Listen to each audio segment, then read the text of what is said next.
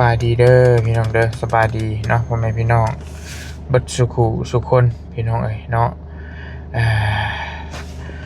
บอกว่าสิเป็นพี่น้องทางฝั่งไทยฝั่งลาวหรือว่าทางต่างประเทศเนาะพี่น้องเนาะก็ยินดีต้อนรับเนาะเข้าสู่ช่องบอลี่สายบุญพี่น้องเอ้ยเนาะเอาพี่น้องเอ้ยเบิ่งจักสิเริ่มต้นบอกแบบใดก่อนเบิ่งเล็งเอก่อนตอนนี้บอลี่มานั่งอยู่รถเนาะพี่น้องเนาะแกมา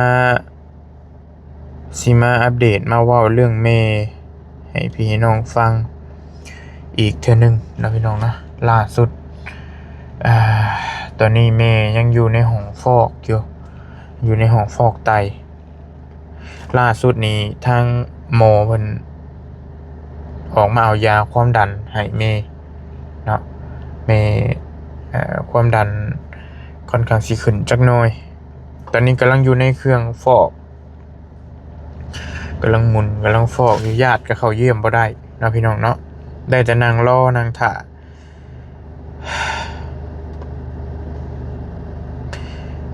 บอลี่ย่างมาอาบน้ำแล้วก็จังสิไปไหมบ่เตียงป้าตาแล้วก็พ่อตู้นั่งเฝ้าอยู่นะพี่น้องเนาะบอลี่ก็อยู่แต่พุ่นแหละจะเศร้าพุ่นแหละก็อยู่กับไปกับมากับเราแหละก็ไป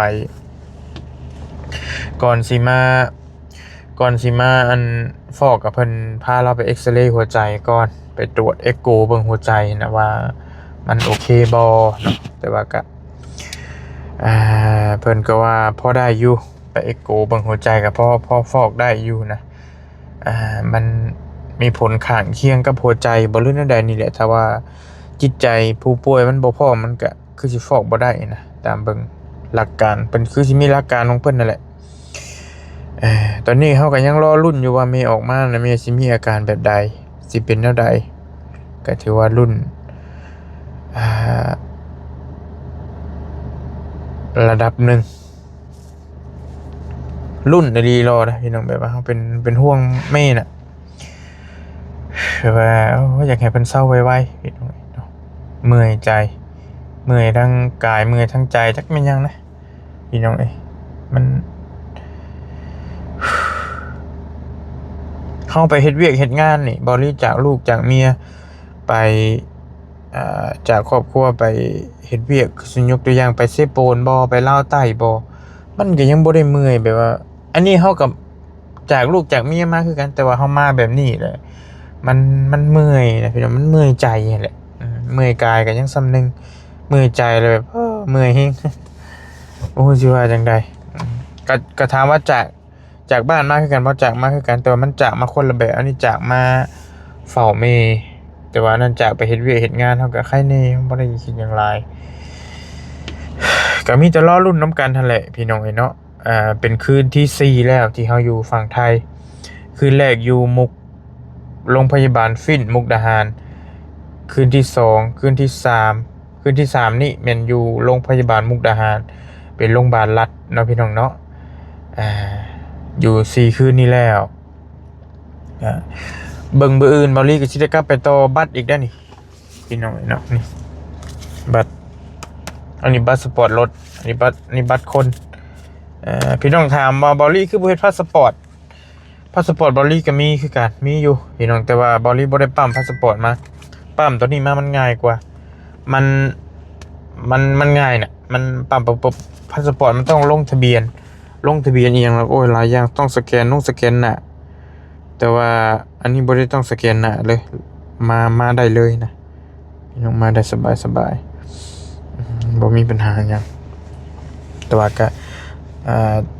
ก็ต้องทำใจว่าต้องได้กลับไปต่อหั่นแหละนี่ก็ต้องเผื่อตัวนั้นนํพี่น้องเนาะใช่คือมัวแถวบ้านคือเป็นได้นี่ใช่คือมือแท้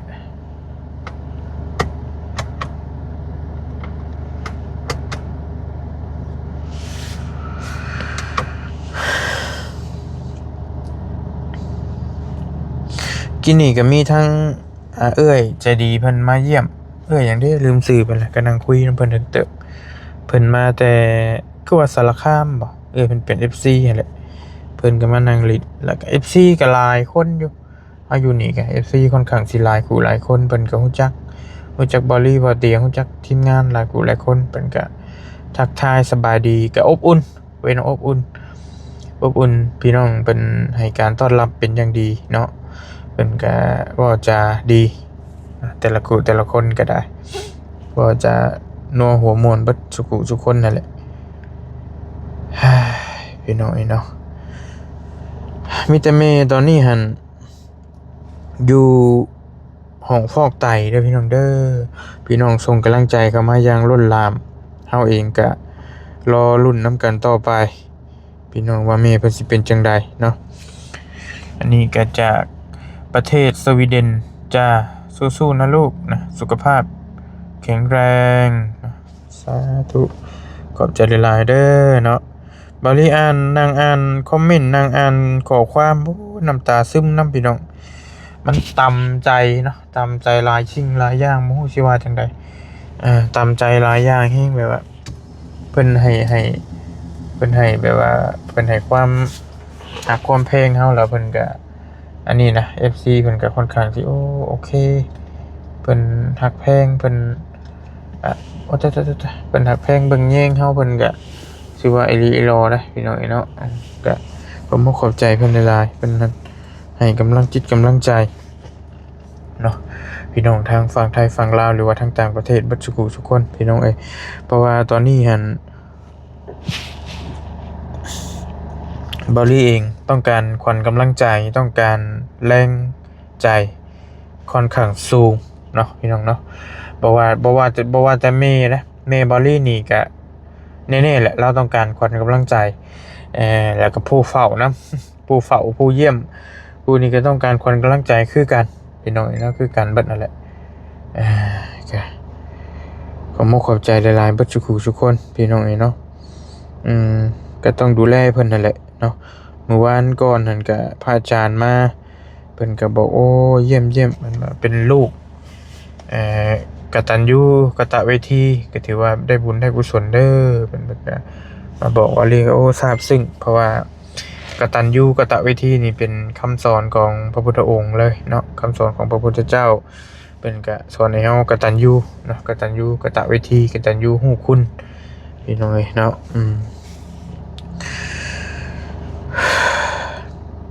ล่าสุดนี่ก็บอลลี่ไปเลาะตลาดก็บ่เตียงไปหาซื้อของกินก็มี FC หลายคู่หลายคนทักถามเนาะแสดงความต้อนรับเป็นอย่างดีพี่น้องเนาะก็มีแต่แม่ออกมาก่อนรอบ2นี่ว่าสิเป็นจังใดและจังสิมาอัปเดตให้พี่ให้น้องฟังอีกเทื่อนึงเนาะพี่น้องเนาะเรื่องแม่เฮานี้พี่น้องแล้วก็บอลลี่อยากจักสิมาบอกแบบใดจักสิเริ่มต้นบอกแบบใดดีคลิปนี้เนาะพอดีมีเมใจดีหรือว่าเป็นเทวดามาโปรดเลยก็ว่าได้เนาะพี่น้องเนาะเป็นจักสิใช้คำแบบใดบ่ยันจักสิบอกแบบใดให้มันถึกให้มันจบมันงามนะคือเบลลี่เข้าใจแหละแต่ละคนก็ฮู้แหละมานี่มันต้องมีค่าใช้จ่ายค่อนข้างหลายค่าใช้จ่ายปิ่นปัวเมนี่ก็ระดับหนึ่งเสื้อเนี่ยเบลลี่นี่ก็ซื้อใหม่ไปซื้อมาใส่ใหม่เพราะว่าเบลลี่เตรียมเสื้อมา2ตัวนี่เสื้อตัวนี้ก็ออกกินแหละเตรียมเสื้อมา2ตัวใส่ลงไปลงมาแล้วน้ำมันก็บ่ได้ซื้อเสื้อซื้อกางเกงซื้อสบู่ยาสีฟันซื้อแนวโคนหนวดโกนอย่างต่างๆเวลาย่างพี่น้องอาหารการกินกาแฟบ่ง่วงนอนก็ซื้อให้พอตู้กินบอลลี่ก็กินน้ำกันมันง่วงเผาคนป่วยเด้เนาะแต่บอลลี่ก็พอสีได้นอนเนแต่ส่วนลายกันลักๆก็ตาเป็นคนเฝ้าก็บ่เตียงนี่มันก็เมื่อคืนนี่ก็ถือว่านักพอแล้วนอนบ่ค่อยหลับแล้วเจ็บแผลนี่แต่ว่ากลางเว้นก็แม่นบอลลี่เบิ่ง เอ้ยตาและเบิ่งน้ำกันพี่น้องเนาะอ่าพอรีว่าไปแล้วคลิปก่อนค่าใช้จ่ายนี่ก็ค่อนข้างหลายมีพระอาจารย์เพิ่นมาซอยทั้งบ่อเตียงพี่น้องก็พอสิฮู้แล้วแหละอ่าเข้าใจายอยู่ห้องหมอฟินหันเบิดอยู่20,000ปลายมาพี่อีกเบิดแล้ว20,000ปลายละแต่สิบินสิออกมานี่ยังบ่ฮู้ว่าเท่าใดเนาะพอดีเบิด50,000ละแล้วเรา50,000ละที่เฮาเสียไปนี่พี่น้องเนาะเกือบ50,000ก็ได้ทางพระอาจารย์เพิ่นมาโปรดนะทางบ่อเตียงเพิ่นเอามาเงินมาให้บ่อเตียงแล้วก็ถือว่าเฮาได้ใช้จ่ายไปก็ยังเหลือเล็กน้อยนี่นำบ่อเตียงก็เพราะว่าแม่มันวิกฤตหนักก็เลยก็นอนของ ICU อีหยังต่างๆมันก็โป้ค่าสิ้นเปลืองหลายแต่ว่าต่อไปถ้าอาการเราดีขึ้นค่าใช้จ่ายก็อาจจะลดลงนิดจักหน่อยนะพี่น้องเนาะแต่ว่าช่วงแรกๆนี่โป้ค่าใช้จ่ายยอมรับได้ว่าหลายพอสมควรเลยแหละพี่น้องเนาะก็ได้พระอาจารย์เพิ่นมาโปรดเพิ่นมาซอยก็เป็นจำนวนเงินคือว่า50,000บอกทางบ่อเตียงว่าให้ฟังแล้วก็มีทางเอื้อยใจดีท่านนึงเพิ่นซอย 2,000 บาทซอยขากับข้าวกับน้ำบอลี่เนาะบอลี่ไปย่างตลาดเที่ยนึงก็บัด2-300 บาทคาบหนึ่งกินก็แล้วแต่ว่าเฮากินหน่อยกินหลายแต่มันหลายคนน่ะอีหยังก็ต้องซื้อนะพี่น้องน้ำในก็ต้องซื้อบัดทุกอย่างก็คือสิพอพี่น้องก็คือสิพอเข้าใจอยู่ดอกเนาะค่าใช้จ่ายนี่มาแต่ก็ย่าและอันนี้ก็เล่าสู่กันฟังนะและล่าสุดนี้พี่น้องที่บอลี่ว่าจักสิใช้คำใดมีทางเมใจดีเป็นเมผู้มีพระคุณคนหนึ่งที่เพิ่นยื่นมือเข้ามาซอยทางเมบอลี่เนาะพี่น้องเนาะเป็นเมแคทเมแคทล่าสุดนี่เพิ่นส่งเงินมาซอยค่าพยาบาลเมบอลี่30,000 บาทเนาะพี่น้องเนาะสาธุเด้อเมเด้อให้เมอยู่ดีมีแฮงร่ำรวยพร้อมครอบครัวเนาะให้เมไปทางใดก็มีแต่คนหักคนแพงให้มีแต่โชคลาภเนาะให้เมถูกหวยรวยเบอร์ให้เป็นเศรษฐีมหาเศรษฐีให้ได้ซอยผู้ทุกข์ผู้ยากต่อไปเด้อเมเด้อสาธุเด้อเนาะเมเพิ่นก็ซอยหลายๆเคสเนาะเพิ่นซอยโป้หลายเฮงน้องลี่เพิ่นก็ซอย30,000ปลายบ่เมเพิ่นซอยนะแล้วก็หลายเคสเมเพิ่นซอยกระจายบุญกุศลไปแต่ล่าสุดนี่เมเพิ่นมาโปรดทางบาลีกับครอบครัวนี่แหละก็ถือว่าเพิ่นซอยเอาบุญเพิ่นก็ถือว่ามีจิตใจเป็นกุศลแห้งทางเมเพิ่นก็ได้เนาะเพิ่นซอย30,000พี่น้อยก็บ่ฮู้สิใช้คำใดให้มันถูกนะบาลีก็แบบว่าโอ้แบบว่าจุกเนาะบ่เตียงกันจุกมื้อน่ะมีพระอาจารย์มาซอยก็ดีใจอะไรก็แบบบ่ฮู้สิขอบคุณแบบใดนะพี่น้องขอบคุณบ่ฮู้สิขอบคุณแนวใดให้มันถึกมันต้องนะก็ต้องขอบมุกขอบใจหลายๆเนาะทั้งแม่เพิ่นที่เมตตาซอยเฮาเองก็บ่ฮู้ว่าสิได้อยู่อีกจักมื้อนะพี่น้องเพราะค่าใช้จ่ายมันก็ค่อนข้างหลายอยู่แล้วเนาะค่อนข้างเติบหนึงน่ะพี่น้องเนาะเฮาเบิดไปละ50,000 60,000ละบ่ได้รวมบัญชีประจกบ่ต้องไล่มันนะพี่น้องบัญชีประจกเพราะว่าเบอร์นี้นี่บอดี้นี่คือบริให้เบิ่งแล้วสิกลับไปปั๊มบัตรไปกลับก็500-600 บาทแหละเทื่อนึง3 มื้อไปต่อเทื่อนึงเอกสารไปปั๊มบัตรต่างๆเอารถข้ามมันเอารถข้ามไปแล้วก็เอารถข้ามมาอีกนะพี่น้องก็เสียค่าครัวค่าด้านค่าหยังโอ้ยหลายอย่างเนาะค่าใช้จ่ายค่อนข้างลวงลายแต่ก็ขอมุขขอบใจทางเมย์เพิ่นยื่นมือเข้ามาซอยถือว่าเป็นเทวดามาโปรดเลยแหละก็ว่าได้เนาะพี่น้องเนาะบ่ฮู้สิขอมุขขอบใจเมย์เพิ่นจังใดเมย์เพิ่นก็เพิ่นเข้าใจเพิ่นว่าเป็นคนป่วยเพิ่นก็ผ่านจุดนี้มาก่อนเพิ่นเข้าใจดีน่ะคนที่เคยผ่านจุดนี้มาเลยสิเข้าใจเฮานอนนี่เพราะว่าพะวงหินโทรศัพท์ปิ๊งๆแบบเฮาตกใจนะพี่น้องแบบว่านอนก็นอนแบบเพราะว่าพะวงบ่เป็นสุขนะแบบเห็นโทรศัพท์เข้ามาเลยโอ้ตกใจก่อนแหละคันเป็นสายคนอื่นเบอร์คนอื่นโอเคมีเฮงนี่คันเป็นสายบ่เตียงบ่เป็นสายเอื้อยตาบ่ที่เฝ้าเมเนี่ยโอ้โกตกใจเนาะบ่ว่าสิอยู่บ้านบ่อยู่ไสบ่ก็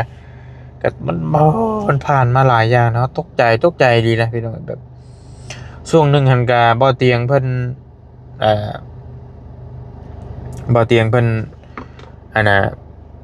โทรมาบอกบอลลี่นอนอยู่ตีสี่บอลลี่ตีสองเพิ่นบอกบอลลี่เมย์บ่ไหวแล้วอาการหนักแล้ว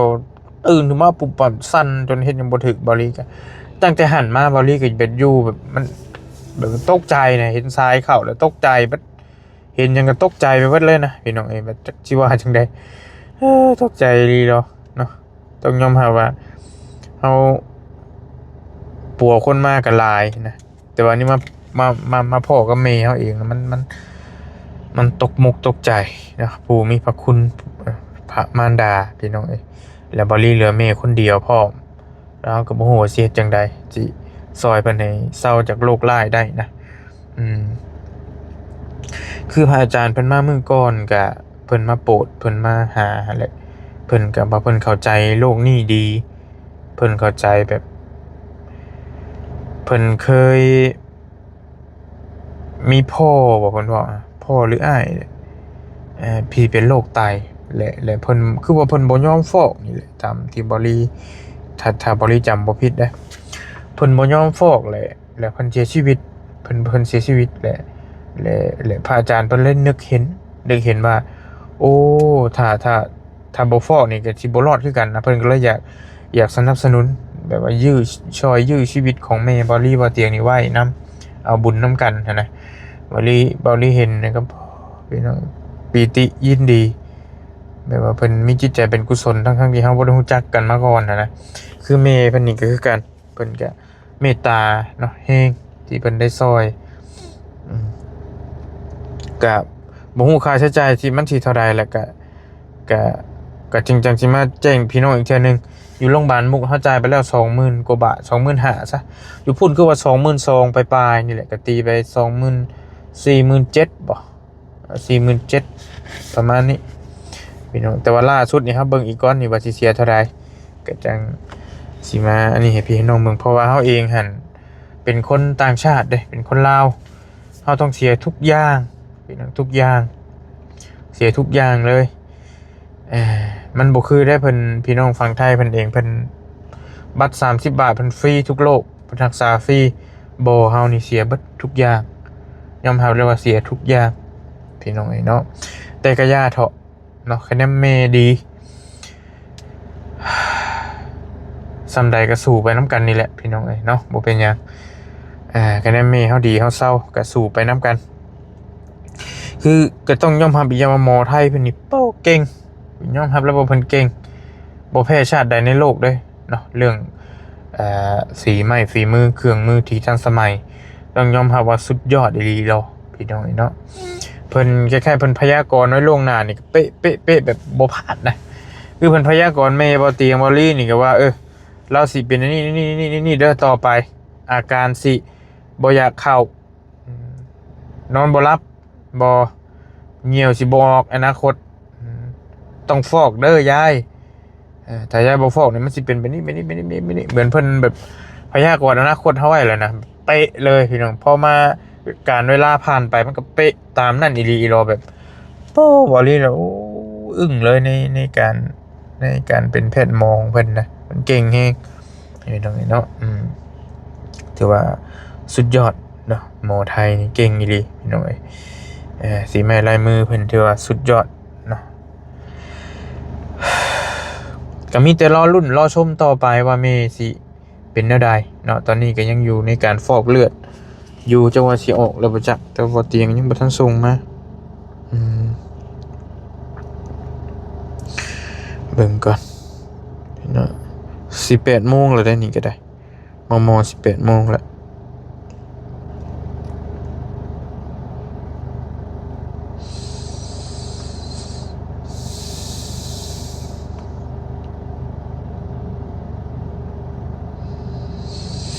แล้วก็ต้องยอมรับว่ากำลังใจเนาะส่งมาให้บอลลี่กับทีมงานมาโรงพยาบาลรอบนี้ถือว่าล้นหลามแห้งอีหลีพี่น้องเนาะแล้วก็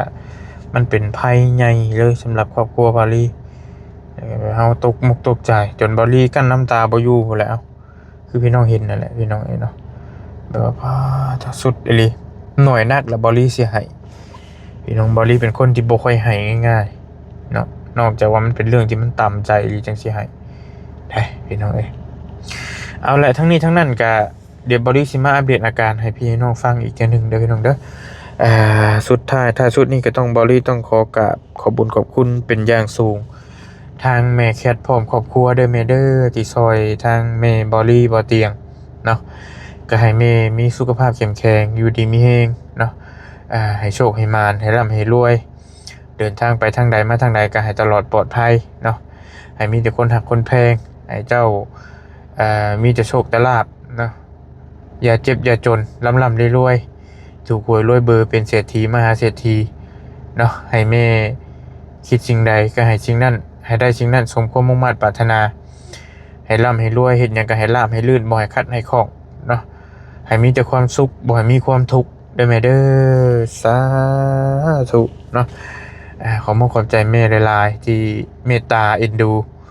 นับตั้งแต่ผู้ทุกข์ผู้ยากเนาะ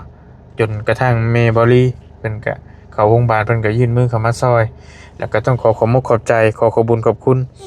พ่อแม่พี่น้อง FC เบิดสุขุสุคนเนาะที่ส่งกำลังใจมาให้ทางบริบ่เตียงครอบครัวอย่างล้นหลามถ้า FC บ่ส่งกำลังใจมาให้นี่ก็คือสิอยู่ลำบากกับอยู่บริก็เพราะว่าเฮาเองหันบ่ได้ออกไปถ่ายคลิปถ่ายทำก็มีแต่ถ่ายคลิปแม่นี่แหละอัปเดตอาการให้พี่ให้น้องเบิ่งแต่ว่าพี่น้องก็ยังตามมาให้กำลังใจแบบล้นหลามก็ต้องกราบขอบคุณเป็นอย่างสูงเนาะพี่น้องเนาะเพราะว่าทางเฮาเองนี่เป็นยูทูบเบอร์ก็ต้องอาศัยพ่อแม่พี่น้อง FC ที่จะเป็นกำลังใจให้เฮาจังสิประคองคำว่ายูทูบเบอร์ไปรอดเนาะพี่น้องเนาะการพ่อแม่พี่น้องบ่ส่งกำลังใจมาให้บ่เบิ่งบ่ชมให้ก็แม่นเฮาไปบ่รอดอันนี้ก็เป็นจุดที่สำคัญที่เน็ตไอดอลแต่ละคนต้องการนะพี่น้องเนาะต้องการให้พ่อแม่พี่น้องเป็นกำลังใจให้หลายๆว่าสิเป็นทางแฟนเพจ Facebook ทางยูทูบเบอร์เนาะเน็ตไอดอลต่างๆ TikTok แฟนเพจอีหยังต่างๆนั่นแหละก็ต้องอาศัยยอดไลค์ยอดแชร์พ่อแม่พี่น้องเป็นกำลังใจให้นะพี่น้องเนาะขอขอบใจหลายๆเด้อพี่น้องเป็นอย่างสูงมีแต่บอลลี่ขอตัวไปเยี่ยมแม่ก่อนบ่ฮู้เพิ่นเป็นจังได๋แหละนั่นแหละก็จังสิมาอัปเดตอาการให้พี่ให้น้องฟังขอขอบใจ FC ขอขอบใจแม่แคทพร้อมครอบครัวบ่จุกุทุกคนเด้อร่ำรวยอยู่ดีมีแฮงสบายดีบ๊ายบายพี่น้อง